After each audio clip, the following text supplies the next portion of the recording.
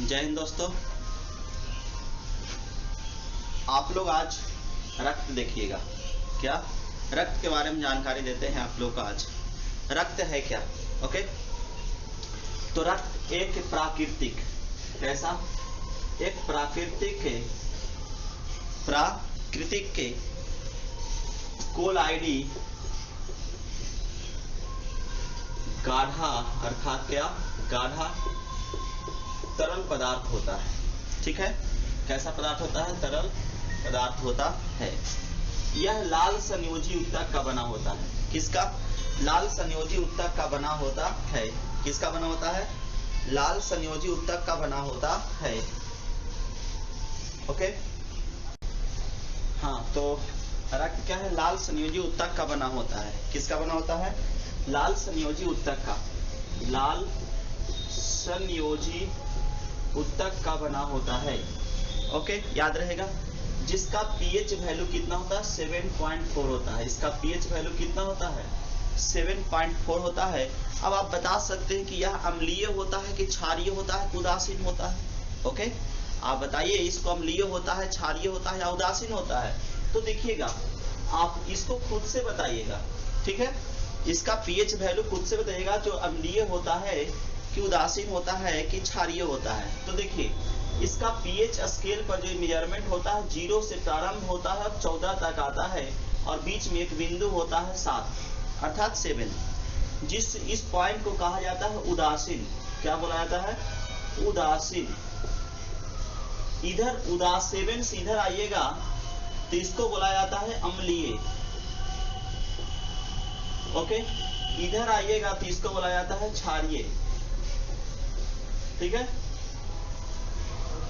तो 0 से प्रारंभ होकर के 14 तक आता है, तो समझ में आ गया होगा कि रक्त कैसा होता है? अम्लीय होता है या क्षारीय होता है? तो रक्त कैसा होता है? क्षारीय होता है।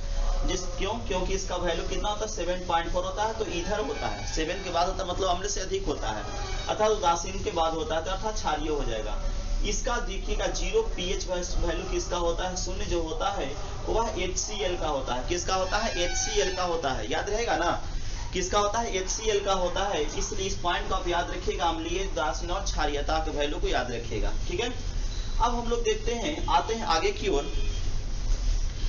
रक्त के और भी कोई कार्य, देखिए बहुत सा कार्य है। रक्त क्या करता है? शरीर के तापमान को, रक्त क्या करता है? शरीर के तापमान जो हमारा है उस तापमान को नियंत्रित करता है। क्या करता है? शरीर के तापमान को नियंत्रित बनाए हुए रखता है। कौन? रक्त। और इतना ही नहीं, हमारे पोषक पदार्थों को भी परिवहन करने का काम करता है। रक्त क्या करता है? पोषक पदार्थों को भी परिवहन करने का कार्य क्या करता है? रक्त पोषक पदार्थों को भी परिवहन करता है।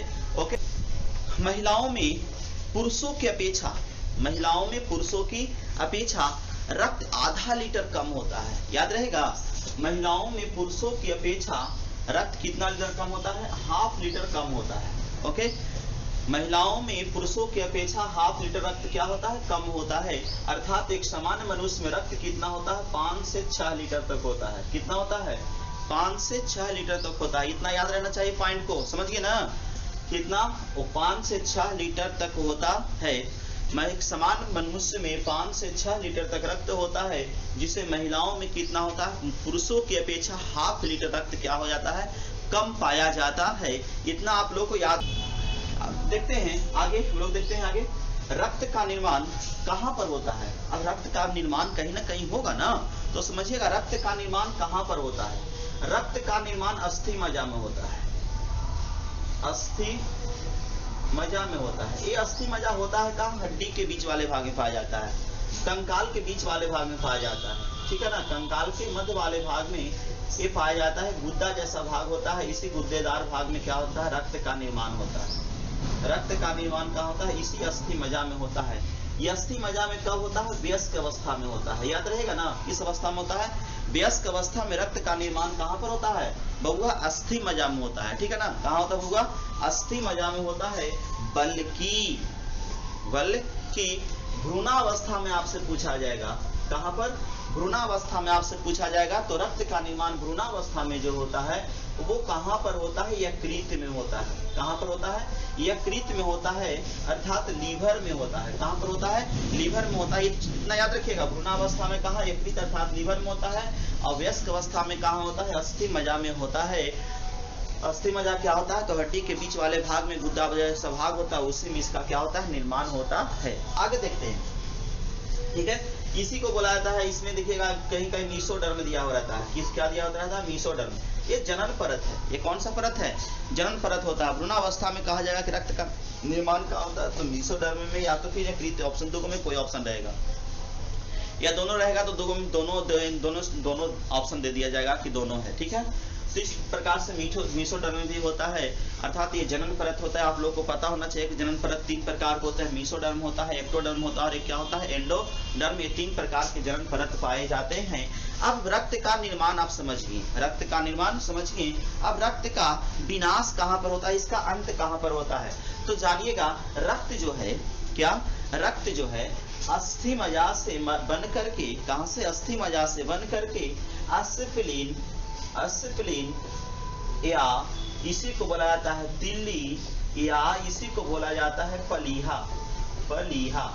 इसमें जाकर के क्या हो जाता है? जमा होता है। इसी में जाकर के रक्त बनने के बाद कहाँ जमा होता है? अस्प्लीन कहिए, तिल्ली कहिए, या पलीहा कहिए, इसी में जाकर के जमा होता है। इसलिए इसे ब्लड बैंक कहा जाता है। आप जानवे करते हैं, जहाँ पर पैसा रखा जाता है उसको बैंक कहा जाता है, या किसी चीज के भी पढ़े होंगे। ब्रोना बैंक भी कहा जाता है, आप लोग पढ़े होंगे। परागकण बैंक भी पढ़े होंगे, जिसमें नाइट्रोजनी द्रव को इकट्ठा करके जहाँ पर रखा जाता है उसको बैंक कहा जाता है। तो इस प्रकार से ब्लड जहाँ पर जमा होता है उसको क्या कहते हैं? ब्लैंक कहा जाता है, ठीक है। तो ब्लड बैंक कह दिया गया, क्या कह दिया गया? ब्लड बैंक कह दिया गया। इसको ब्लड बैंक कहा जाता है। किसको? अस्प्लीन, तिल्ली या पलीहा को। और इसी ब्लड बैंक में धीरे धीरे इसका क्या हो जाता है? विनाश भी हो जाता है। क्या हो जाता है? इसका विनाश हो जाता है। इसलिए इसको अस्प्लीन को ब्लड का कब्र भी कहा जाता है। क्या कहा जाता है? रक्त का कब्र भी कहा जाता है। किसको? अस्प्लीन को। अस्प्लीन को क्या कहता है? ब्लड का कब्र भी कहा जाता है। याद रखना चाहिए, क्या कहा जाता है? याद रखिएगा, शरीर में रुधिर का परिवहन जो होता है द्विगुणन क्रिया के द्वारा होता है। किस क्रिया के द्वारा होता है? पूछा जाएगा कि शरीर में ब्लड का परिवहन किस क्रिया द्वारा होता है? तो आपका आंसर क्या होना चाहिए? शरीर में ब्लड का परिवहन जो होता है, रक्त का परिवहन द्विगुणन प्रक्रिया के द्वारा होता है, जिसमें एक बार बाएं दाहिने ओर से और दूसरी ओर बाईं ओर से परिवहन करता है। और इसका खोज सबसे पहले किसने किए थे? इसका खोज सबसे पहले विलियम हार्वे ने किए थे। इसका सबसे पहले खोज किसने किए थे? विलियम हार्वे ने किए थे। ओके, किसने किए थे इसका खोज? सबसे पहले विलियम हार्वे ने किए थे। किसका? द्विगुणन प्रक्रिया का खोज किसने किए थे? हार्वे साहब ने किए। अब चलते हैं हम लोग कहां पर?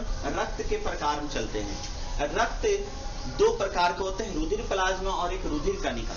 क्या होता है? रक्त 2 प्रकार का होता है, एक रुधिर प्लाज्मा और एक क्या होता है? रुधिर कणिका।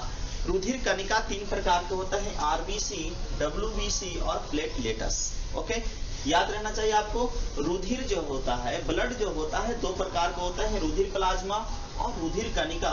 रुधिर कणिका 3 प्रकार से होते हैं, कण के रूप में 3 प्रकार के होते हैं, आरबीसी, डब्ल्यूबीसी और एक होता है क्या? प्लेटलेट्स। तो हम लोग जानेंगे सबसे पहले रुधिर प्लाज्मा के बारे में। किसके बारे में? रुधिर प्लाज्मा के बारे में जानेंगे। तो देखिएगा, पूरे ब्लड में अगर बात करते हैं तो 100% में, कितना परसेंट में? पूरे ब्लड मतलब क्या? 100%। 100% में अगर हम बात करते हैं तो 55%। कितना प्रतिशत? 100% में 55% कौन होता है? रुधिर प्लाज्मा होता है।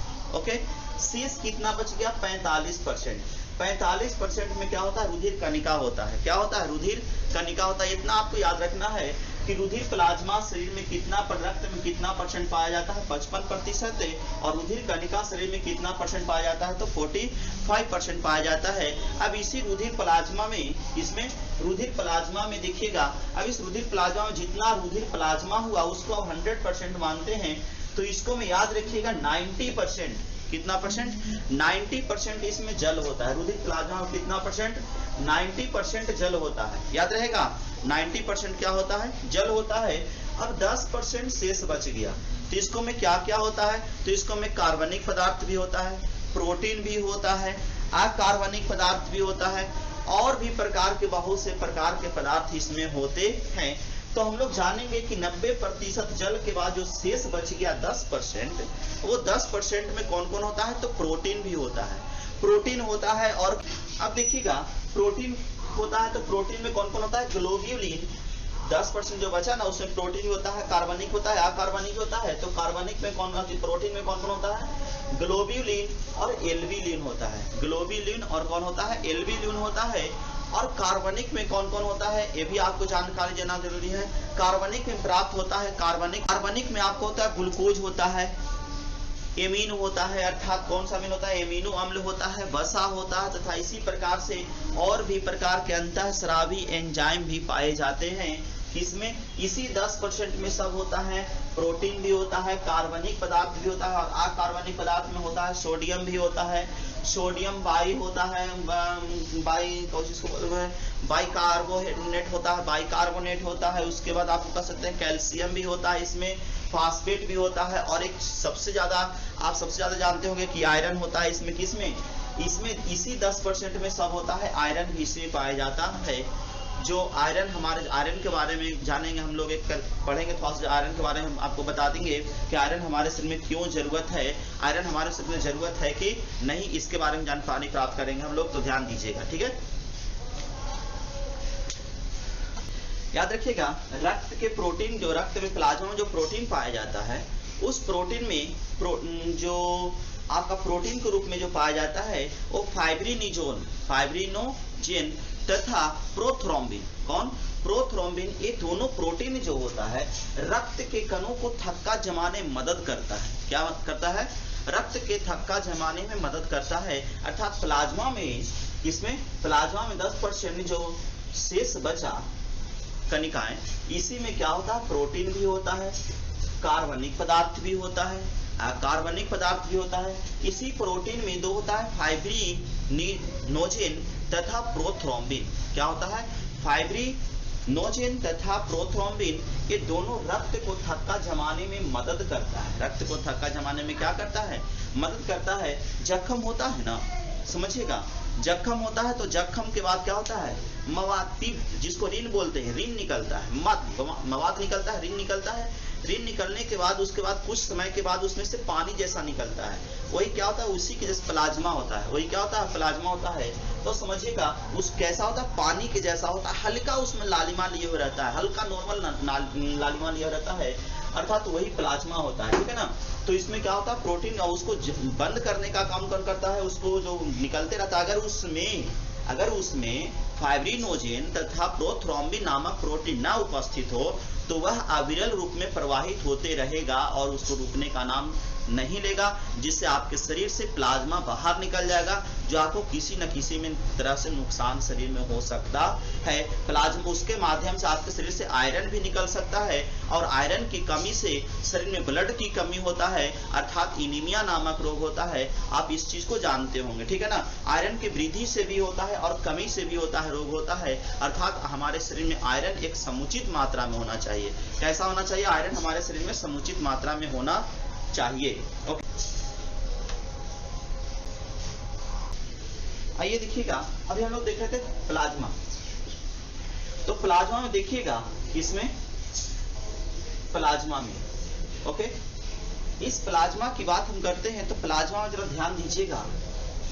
प्लाज्मा में 55% में हम 90% जल की बात की, 10% से क्या किए? अन्य प्रकार के पदार्थ किए, जिसमें प्रोटीन था, कार्बनिक था और अकार्बनिक था। इसमें क्या था? फाइब्रिनोजेन नामक प्रोटीन था। अगर इसमें से हम फाइब्रिनोजेन नामक हम प्रोटीन को निकाल लेते हैं, ठीक है, समझिएगा, इसमें से, इस प्लाज्मा में से फाइब्रिनोजेन नामक प्रोटीन को क्या करते हैं? प्रोथ्रोम्बिन नामक प्रोटीन को क्या करते हैं? निकाल लेते हैं। तो शेष कुछ न कुछ तो बचेगा ना। तो शेष बचा हुआ भाग, ठीक है, फाइब्रिनोजेन तथा प्रोथ्रोम्बिन को निकालने के बाद जो शेष बचेगा वह क्या कहलाएगा? सेरम कहलाता है। नोट कर लीजिएगा, दिमाग में, माइंड में एकदम एडजस्ट कर लीजिए। ओके, कॉपी कलम निकाल करके तैयार रहिए, जितना भी पॉइंट हम बता रहे हैं उसको एकदम करते जाइए, ठीक है ना। क्या है?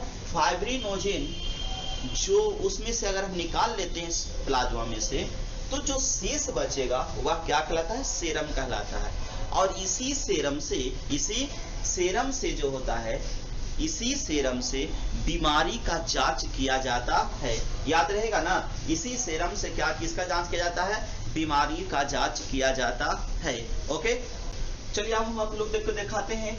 यहाँ तक हो गया प्लाज्मा के बारे में पढ़ ली। अब हम लोग देखते हैं इसके बारे में रुधिर कणिका के रूप में। तो रुधिर कणिका जो होते हैं इसे 3 रूप में कण होते हैं। कौन कौन? आरबीसी, डब्ल्यूबीसी और एक प्लेटलेटस। ओके, एक आरबीसी, एक डब्ल्यूबीसी और एक क्या होता है? प्लेटलेटस होता है। तो जानेंगे हम सबसे पहले आरबीसी के बारे में। किसके बारे में जानेंगे? आरबीसी के बारे में। ओके, किसके बारे में जानेंगे जी? आरबीसी के बारे में जानेंगे कि आरबीसी है क्या, रेड ब्लड सेल के बारे में हम लोग जानकारी प्राप्त करेंगे। जानते हैं कि अभी जस्ट आप लोग को हम बताए थे कि रक्त का निर्माण कहाँ होता है। तो रक्त में क्या होता है? रक्त में लाल रक्त में, किसमें? लाल रक्त में यही आरबीसी पाया जाता है। क्या पाया जाता है? इसके मध्य में आरबीसी पाया जाता है। आरबीसी अर्थात रेड ब्लड सेल पाया जाता है। तो इसी आरबीसी के कारण अर्थात इसमें हीमोग्लोबिन पाया जाता है। हीमोग्लोबिन का निर्माण कैसे होता है ये भी आपको हम बताएंगे, थोड़ा सा धैर्य रख के रहिए। अब देखिएगा आरबीसी का निर्माण शरीर में कहाँ होता है? तो अभी जस्ट पढ़े थे कि रक्त का निर्माण कहाँ होता है? अस्थि मज्जा में। तो आरबीसी का निर्माण भी कहाँ होता है? अस्थि मज्जा में ही होता है। कब? वयस्क अवस्था में। और भ्रूणावस्था में कहाँ पर होता है? तो भ्रूणावस्था में होता है पलीहा में, सॉरी यकृत में। भ्रूणावस्था में कहाँ होता है? यकृत में होता है, अर्थात लीवर में होता है। अब जब बन गया तो इसको जो भी आया है वो जाएगा ही। आया है से क्या होगा? जाएगा ही। तो इसका विनाश कहाँ पर होता है? तो इसका विनाश जो होता है स्प्लीन में होता है या तो फिर यकृत में होता है। अस्थि मज्जा में बनता है और इसका जीवन अवधि कितना दिन का होता है?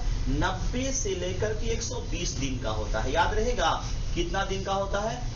आरबीसी का जीवन अवधि 90 से 120 दिन का होता है। कितना दिन का होता है? 90 से 120 दिन का इसका जीवन अवधि होता है। ये निर्माण होता है और निर्माण होने के फलस्वरूप, निर्मित होने के फलस्वरूप यह स्प्लीन, कहाँ पर? स्प्लीन या तो फिर यकृत में जाकर के क्या हो जाता है? नष्ट हो जाता है। इसलिए इसको स्प्लीन को या यकृत को क्या कहता है? कब्र भी कहा जाता है। ब्लड का कब्र भी कहा जाता है। क्या कहा जाता है इसको? आरबीसी को स्प्लीन या यकृत का कब्र कहा जाता है। या तो इसको कह सकते हैं ग्रेवयार्ड भी कहा जा सकता है। इंग्लिश में क्या इसको बोल सकते हैं? ग्रेवयार्ड कहा जाता है। इतना आप लोगों को दिमाग में एडजस्ट हो गया होगा। ओके, हो गया? ओके, अब हम लोग देखते हैं कि रुधिर कणिका की बात हम कर रहे थे। तो इसमें रुधिर कणिका में अगर हम बात करते हैं तो 99%, कितना परसेंट बचवा? 99% आरबीसी होता है। रुधिर कणिका में बात कर रहे थे। रुधिर 2 प्रकार के, एक प्लाज्मा और एक कणिका। तो उस कणिका में 99% कौन होता है? आरबीसी होता है। याद रहेगा 99 रुधिर कणिका में कितना परसेंट आरबीसी होता है? तो 99% आरबीसी होता है। इसकी कुल संख्या जो होता है, सिर्फ 5 मिलियन होता है। कितना होता है? इसकी कुल संख्या लगभग 5 मिलियन होता है। याद रहेगा इसकी कुल संख्या कितना होता है? 5 मिलियन होता है। ओके, इस आरबीसी में केंद्रक नहीं होता है। इस आरबीसी में केंद्रक नहीं पाया जाता। याद रखिएगा आरबीसी में केंद्रक नहीं पाया जाता, नहीं इसमें लाइसोसोम पाया जाता है और नहीं इसमें क्या पाया जाता है? क्वेश्चन पूछेगा कि इनमें से किसमें केंद्रक नहीं पाया जाता है, किसमें लाइसोसोम नहीं पाया जाता है। तो आरबीसी में डब्ल्यूबीसी और प्लेटलेटस की बात आएगा तो आरबीसी में केंद्रक और लाइसोसोम इसमें नहीं पाए जाते हैं। इतना याद रखना है आपको कि लाइसोसोम और केंद्रक इसमें नहीं पाया जाता है। आरबीसी को एक और नाम से जाना जाता है, एरिथ्रोसाइटस के नाम से भी जाना जाता है। किस नाम जाना जाता है इसको? एरिथ्रोसाइटस के नाम से भी इसको जाना जाता है। किसको? आरबीसी को। किसको? कॉपी कलम निकाल के रखिए और लिखते जाइए। आरबीसी को किस नाम जाना जाता है? एरिथ्रोसाइटस के नाम से जाना जाता है। किस नाम जाना जाता है? एरिथ्रोसाइटस के नाम से भी जाना जाता है आरबीसी को। ओके, आरबीसी को किस नाम जाना जाता है? एरिथ्रोसाइटस के नाम से जाना जाता है। लाल रुधिर कणिका का व्यास जो होता है गोलाकार होता है। कैसा होता है? गोलाकार होता है। गोलाकार होता है, इस प्रकार से होता है। चिपटा हल्का पूर्ण रूप से गोलाकार नहीं होता है। कि गोलाकार होता है। लाल रुधिर कणिका का आकार कैसा होता है? गोलाकार होता है। आइए समझिएगा, लाल रुधिर कणिका का आकार कैसा होता है? गोलाकार होता है। अगर किसी कारण से शरीर में दोष उत्पन्न हो गया, कोई बीमारी हुआ और उसमें अगर हो सकता है कि उसकी कणिका जो है इस प्रकार से लंबा हो गया, ठीक है, आरबीसी की कणिका का आकार कैसा हो गया? इस प्रकार से लंबा हो गया। अब बताइएगा, जब लंबा हो जाएगा तो बीमारी हुआ कि नहीं हुआ? बीमारी हुआ ना, तो यह एक प्रकार की क्या हो गया? बीमारी हो गया, जिसको क्या कहा था? इस बीमारी को सिकल सेल एनीमिया कहा जाता है। क्या कहा जाता है इसको? सिकल सेल एनीमिया कहा जाता है। इस बीमारी को क्या कहा जाता है? Sickle cell anaemia. Sickle cell anaemia कहा जाता है। एनीमिया क्या कहा जाता है इसको? सिकल सेल एनीमिया कहा जाता है। कब? जब इसका केंद्रक जो है बढ़ करके लंबा हो जाता है, हंसिया के जैसा हो जाता है, तब इस स्थिति में इस बीमारी को सिकल सेल एनीमिया के नाम जाना जाता है। जिसमें रक्त की अल्पता देखा गया, वह व्यक्ति क्या होता है? मंदबुद्धि का हो जाता है। जो कोई आनुवंशिक बीमारी नहीं होता है। हाँ, कहा जाता है कि जब किसी सिकल सेल एनीमिया से ग्रसित महिला की शादी एक समान पुरुष से हो जाता है, तो उस स्थिति में जरूर है कि पुरुष में होगा, उसके संतति में होगा ही। जब किसी सिकल सेल एनीमिया से ग्रसित पुरुष की शादी समान महिला से करा दी जाती है, तो उस स्थिति में भी यह बीमारी उसके संतान में नहीं जाता है, बल्कि जब दोनों का विवाह, दोनों इस रोग से ग्रसित है, नर और मादा दोनों इसमें ग्रसित है, तो उस स्थिति में यह बीमारी उसके संतति में ट्रांसफर हो सकता है। इस चीज को आप याद रखना है।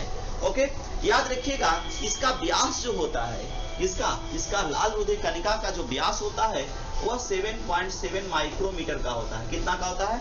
7.7 माइक्रोमीटर का होता है। जबकि मोटाई कितना का होता है? 2 माइक्रोमीटर का होता है। मोटाई कितना का होता है? 2 माइक्रोमीटर का होता है। व्यास इतना हो गया, मोटाई इतना हो गया, 2 माइक्रोमीटर का व्यास इसका होता है। प्रति नर में याद रखिएगा, नर में प्रति घन मिलीलीटर रुधिर में लगभग 5 करोड़, लगभग कितना करोड़? 5 करोड़ लगभग इसमें रुधिर कणिकाएं उपस्थित होते हैं पुरुष में। जबकि पुरुष में कितना? 5 करोड़ होता है। जबकि महिला में, पुरुष में हो गया, जबकि महिला में कितना होता है? 4.5 करोड़ होता है। 4 करोड़ होता है। ठीक है ना, याद रहेगा। पुरुष में 5 करोड़ होता है और महिला में कितना होता है? 4.5 करोड़ होता है। अर्थात आधा लीटर की जो कमी बताए थे ना, ये आपको इसमें दिखाई दे रहा है। ओके, कोई दिक्कत है? अब ध्यान दीजिएगा, आरबीसी क्या? आरबीसी का मुख्य कार्य क्या है? O2 तथा 2 प्रकार के गैस होते हैं शरीर में, ज्यादातर इसका मात्र होता है, कार्य होता है O2 और किसका? CO2 का। O2 और किसका? CO2 का। तो याद रखिएगा, आरबीसी का मुख्य कार्य क्या होता है? O2 तथा CO2 का परिवहन करना।